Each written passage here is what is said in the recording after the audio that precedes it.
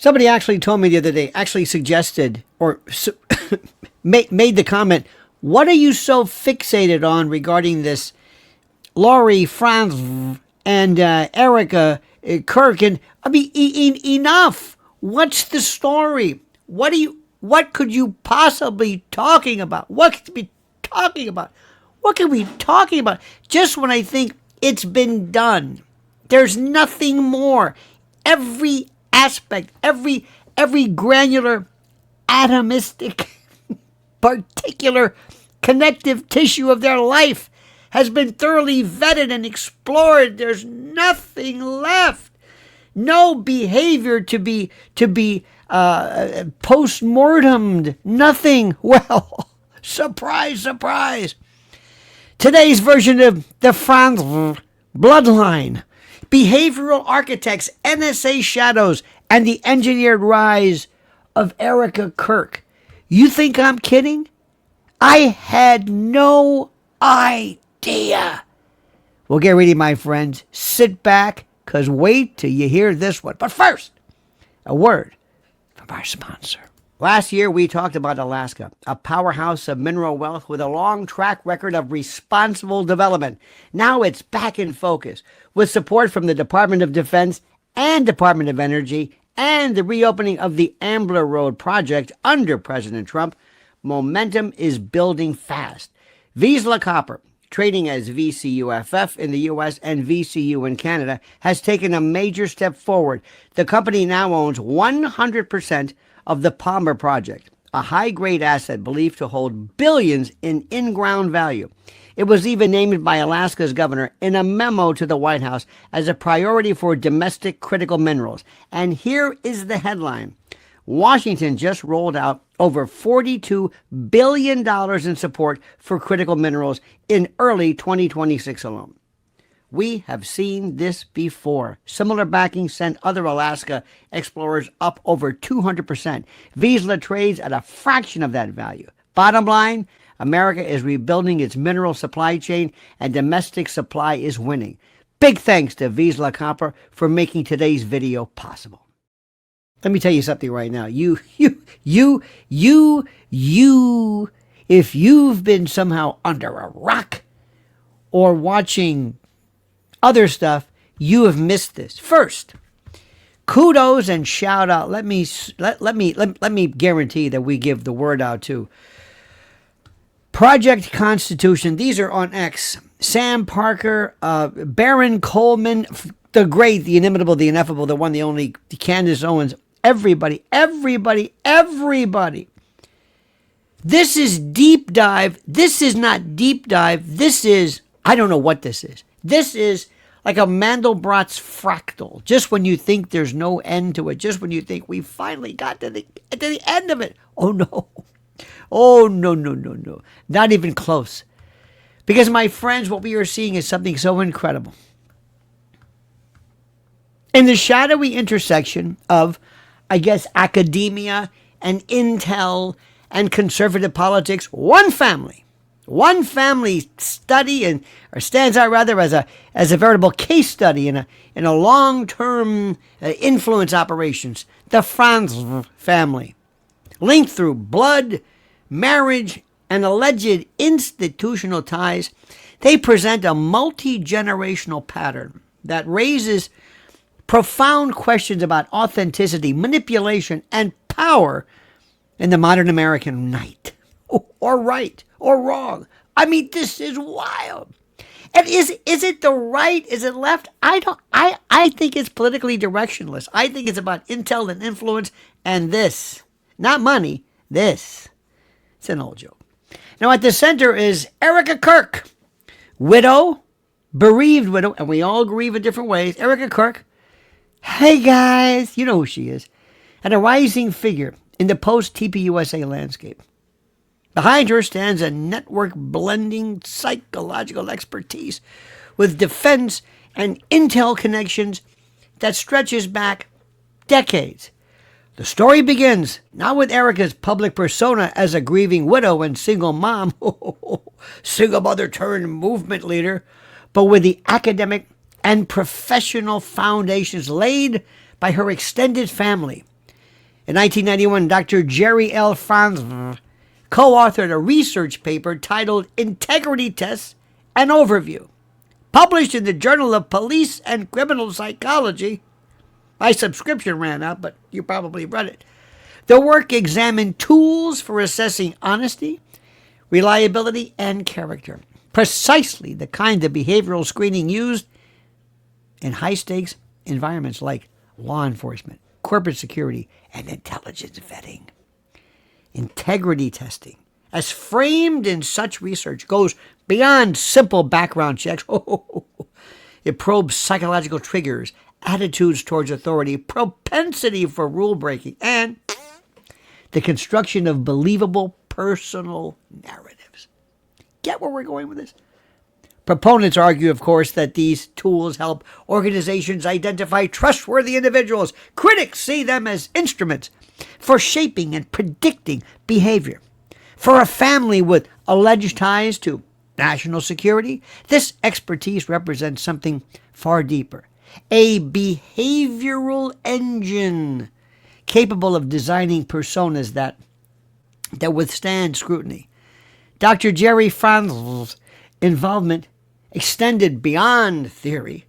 She played a notable role in the development of psychological frameworks at the Tesseract School. You know what a Tesseract is, right?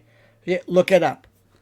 It's kind of a four-dimensional thing. Anyway, the Tesseract, which was an elite private institution in Paradise Valley, Arizona. This was during the 1990s.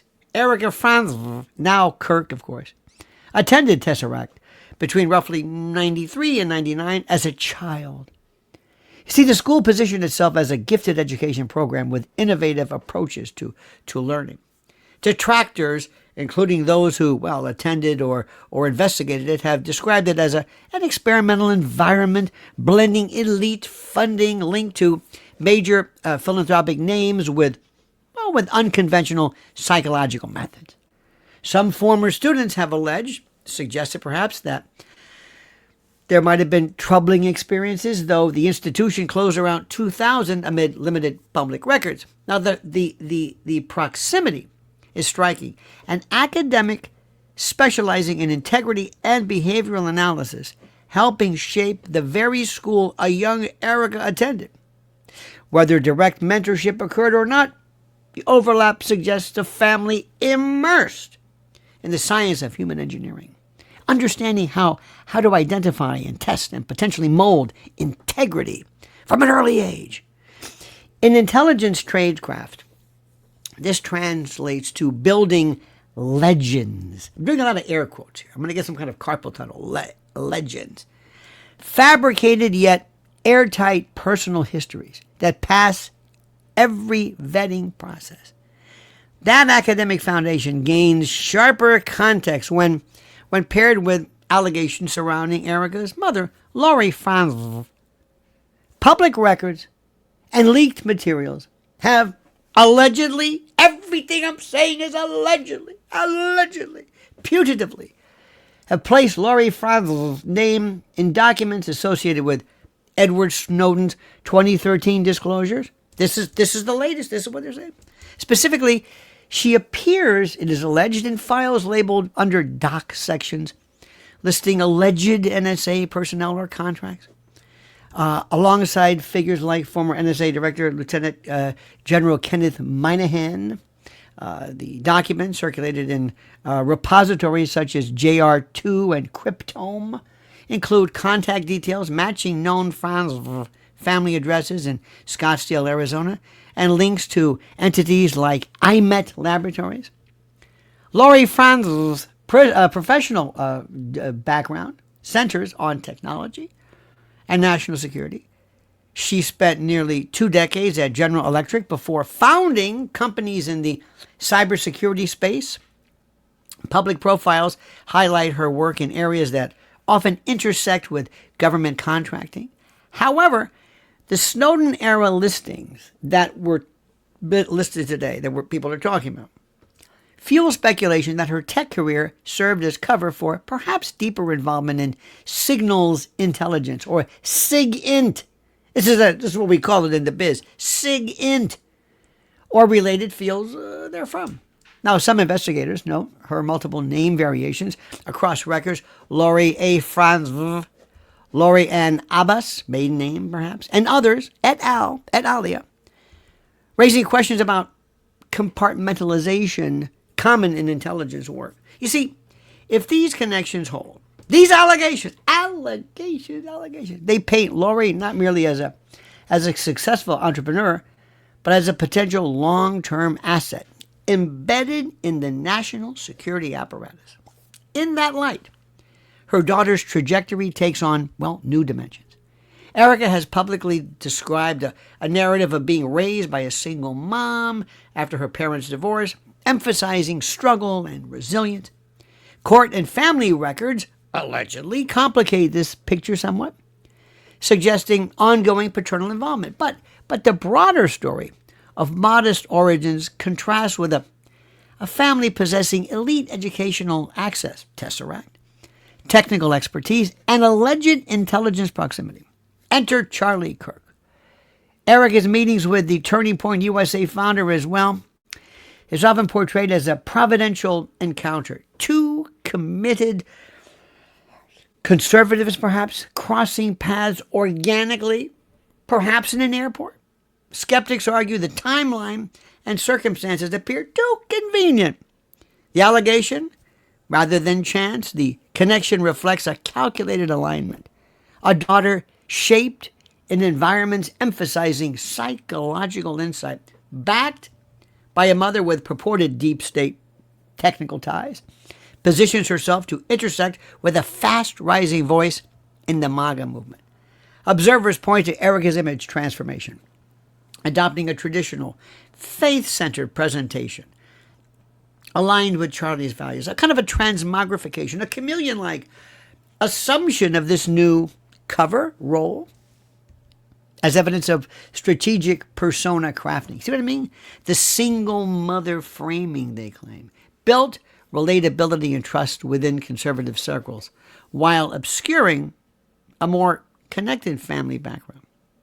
Post Charlie's demise, Erika's emergence as a leader in the organization's orbit has only intensified scrutiny. Critics, including voices in conservative media, describe her demeanor and rapid consolidation of influence as not normal, suggesting perhaps scripted continuity rather than organic, grief-driven leadership.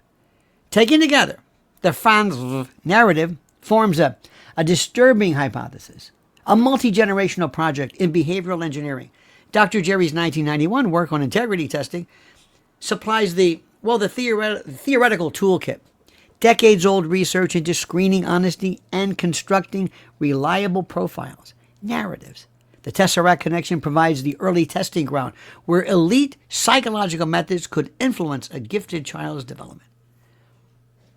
Lori's alleged NSA links, documented in leaked materials, introduced the operational backbone, access to networks, tradecraft, and institutional power capable of directing assets towards strategic targets.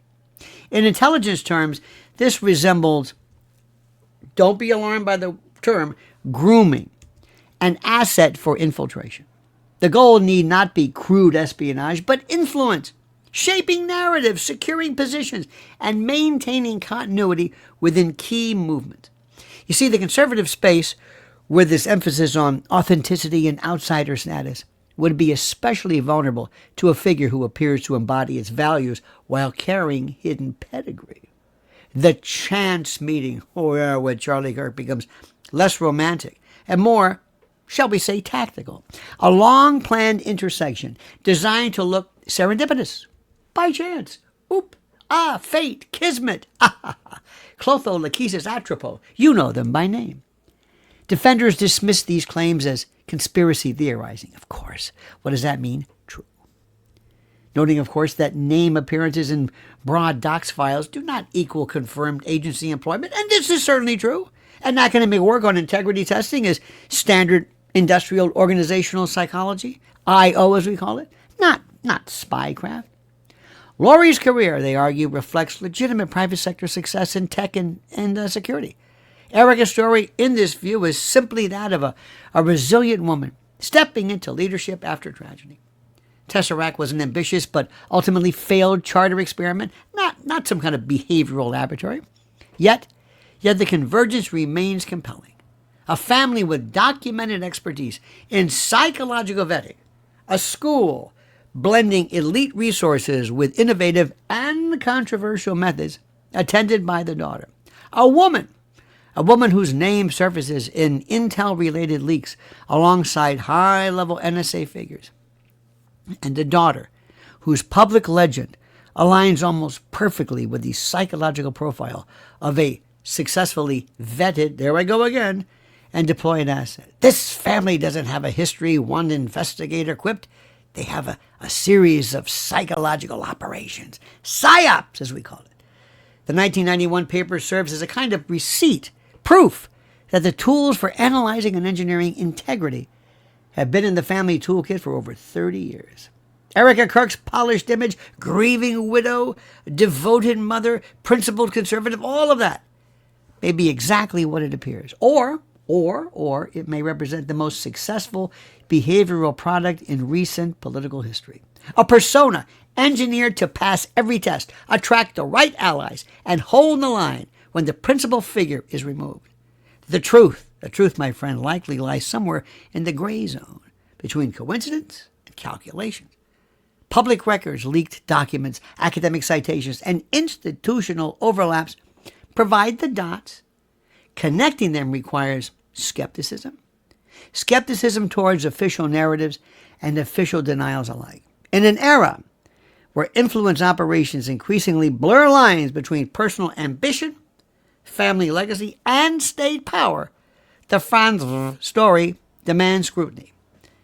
Was Erika Kirk simply in the right place at the right time, benefiting from a capable family, or was she the culmination of a deliberate project shaped by integrity science, tested in elite educational environments, and guided by intel adjacent, if you will, networks, to embed within the heart of the America First movement? Ah, yes. The psychology doesn't lie, my friends. The documents don't vanish. And the questions, oh yes, the questions once asked, refuse to disappear. So I turn it to you, my friends. You've heard what I have to say.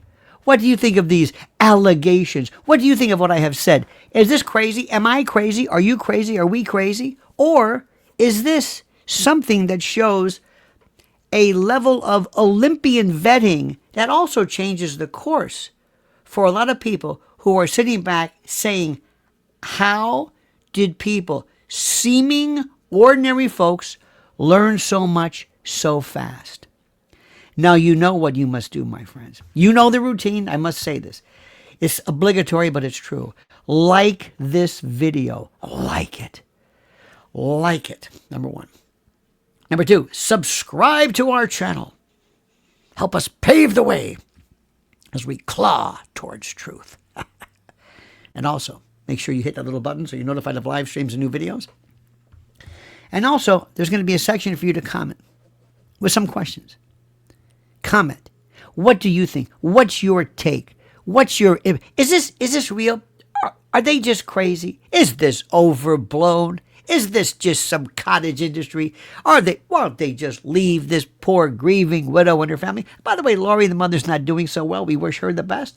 We don't know about her health conditions. These are just questions that I ask you to comment as you see fit.